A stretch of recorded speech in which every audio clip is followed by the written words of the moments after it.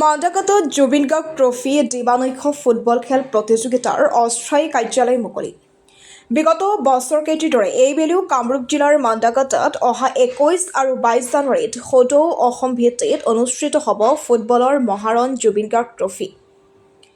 মাদাগাটাৰ অন্যতম সামাজিক অনুষ্ঠান মাদাগাটা স্পৰ্টছ ক্লাব আৰু যুৱ মঞ্চৰ উদ্যোগত স্থানীয় খেলপথাৰত অনুষ্ঠিত হ'ব লগা প্ৰাণৰ শিল্পী জুবিন গাৰ্গৰ স্মৃতিত দিবানৈশ প্ৰাইজমণি ফুটবল খেল প্ৰতিযোগিতাখনি সুকলমে পৰিচালনা কৰাৰ লক্ষ্যৰে মাদাগাটাত সোমবাৰে সন্ধিয়া এটি অস্থায়ী কাৰ্যালয় আনুষ্ঠানিকভাৱে মুকলি কৰা হয়। কাৰ্যালয়টো মুকলি কৰে বেজেৰা শিঙাৰপাৰা জিলা পৰিষদৰ সদস্য কিৰণ চন্দ্ৰ কাকতি। স্থানীয় যুৱ সমাজকৰ্মী ৰুবুল হুছেইনে আধৰা কাৰ্যালয় মুকলি অনুষ্ঠানত ভাৰতীয় জনতা পাৰ্টীৰ বেজেৰা মণ্ডল সংখ্যালঘু মৰ্চাৰ সভাপতি আয়েজুল হক, প্ৰাক্তন ফুটবল খেলুৱৈ বাহাৰুল ইছলাম, অৱসৰপ্ৰাপ্ত শিক্ষক ইছলামউদ্দিন আহমেদসহ অঞ্চলটোৰ বহু গণ্যমান্য ব্যক্তি উপস্থিত থাকে। প্ৰাইজমণি ফুটবল প্ৰতিযোগিতাখনি ট্ৰফীসহ বিজয়ী দলক নগদ ১,০০,০০০ টকা আৰু বিজিত দলক ট্ৰফীসহ নগদ ৬০,০০০ টকা প্ৰদান কৰা হ'ব বুলি উদ্যোক্তাসকলে জানিব দিছে। News desk report, AIN live. নমস্কাৰ জনালোঁ। মাদাগাটা ক্ৰীড়া সন্থা আৰু যুৱ মঞ্চৰ যুটীয়া উদ্যোগত ২১, ২২, ২৩ জানুৱাৰীত দ্বিতীয় বৰ্ষৰ বাবে অসম ভিত্তিত দিবানৈশ ফুটবল খেল অনুষ্ঠিত হ'ব। ইতিহাস প্ৰসিদ্ধ এই মাদাগাটা আমি দীঘলীয়া সময় দেখিছোঁ। ইয়াৰ পৰা খেলুৱৈ টীম গৈ ডুমুনিচকী হাইস্কুল খেলপথাৰত সুন্দৰ খেল প্ৰদৰ্শন কৰিছিল। আজিৰ পৰা ৪০-৫০ বছৰ আগত সেইসকল বহুত আজি আমাৰ মাজত নাই। আজিৰ এই পবিত্ৰ দিনটোত সেইসকল স্বৰ্গগত আত্মালৈ মই শ্ৰদ্ধাঞ্জলি জনালোঁ।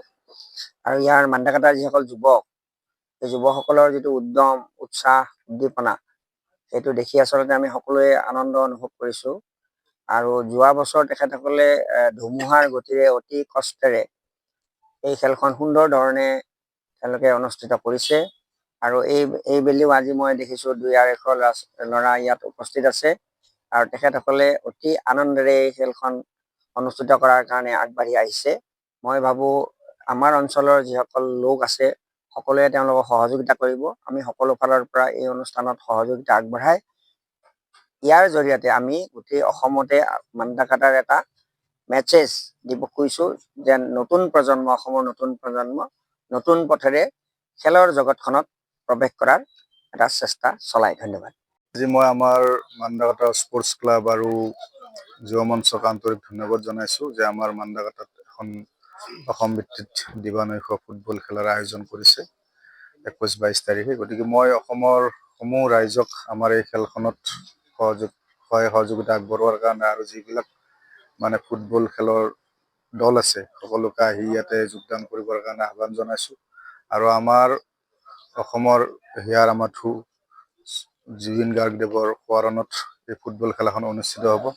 গতিকে মই পুনৰবাৰ আমাৰ এই স্পৰ্টছ ক্লাব আৰু যুৱ মঞ্চক আন্তৰিক ধন্যবাদ জনাইছোঁ এইকাৰণে যে আমাৰ হিয়াৰ আমাঠুদেৱক যাতে আমাৰ মাজত জীয়াই ৰখাৰ কাৰণে প্ৰয়াস কৰিছে, তাৰ বাবে যাতে এনেকৈ প্ৰতি বছৰে তেখেতৰ নামত আমাৰ ইয়াতে ফুটবল খেলা হওক, ক্ৰিকেট খেলা হওক, বিভিন্ন ধৰণৰ খেল ধূলাৰ বা ফাংচনৰ মাজতে তেখেতক জীয়াই ৰাখক।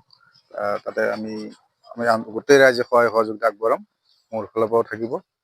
আমাৰ মাদাগাটা যুৱ মঞ্চ আৰু স্পৰ্টছ ক্লাবৰ উদ্যোগত আমি অহা ২১, ২২ আৰু ২৩ জানুৱাৰী ২০২৬ তাৰিখে আমাৰ প্ৰাণৰ শিল্পী জুবিন গাৰ্গৰ সোঁৱৰণত দিবানৈশ প্ৰাইজমণি ফুটবল প্ৰতিযোগিতা খেল এখন আয়োজন কৰিবলৈ গৈ আছোঁ। গতিকে এই খেলত অসমৰ বিভিন্ন স্থানৰ পৰা দলবিলাক আহক, জইন কৰক, খেল প্ৰদৰ্শন কৰক। লগতে উপভোগ কৰিবলৈ আমাৰ অসমৰ বিভিন্ন স্থানৰ পৰা ৰাইজ আহক। আমি প্ৰথম পুৰস্কাৰ হিচাপে আগবঢ়াইছোঁ ১,০০,০০০ টকা আৰু ট্ৰফি, আৰু দ্বিতীয় পুৰস্কাৰ ৬০,০০০ টকা লগতে ট্ৰফি। ভৰ্তি মাচুল প্ৰতিটো দলৰ ৩,৫০০ টকা। গতিকে সকলোৱে আহক। আমি অকল ইয়াত খেল উপভোগ কৰাই নহয়, নাচিম, গান শুনিম আৰু গান গাম, গান শুনিম। গতিকে সকলোৱে আমাৰ লগত সহযোগ কৰক। আমাৰ যদিও মাদাগাটা যুৱ মঞ্চ আৰু স্পৰ্টছ ক্লাবৰ উদ্যোগত অনুষ্ঠিত হৈছে খেলখন, আঞ্চলিক ৰাইজৰ সহায় সহযোগ আমাক লাগিব আৰু সহায় সহযোগ কৰি আছে। লগতে খেল উপভোগ কৰিবলৈ আমি খেল পৰিচালনা কমিটি তথা যুৱ মঞ্চ আৰু স্পৰ্টছ ক্লাবৰ ফালৰ পৰা আহ্বান জনাইছোঁ। যিকোনো খবৰ আৰু বিজ্ঞাপনৰ বাবে যোগাযোগ কৰক 7896121996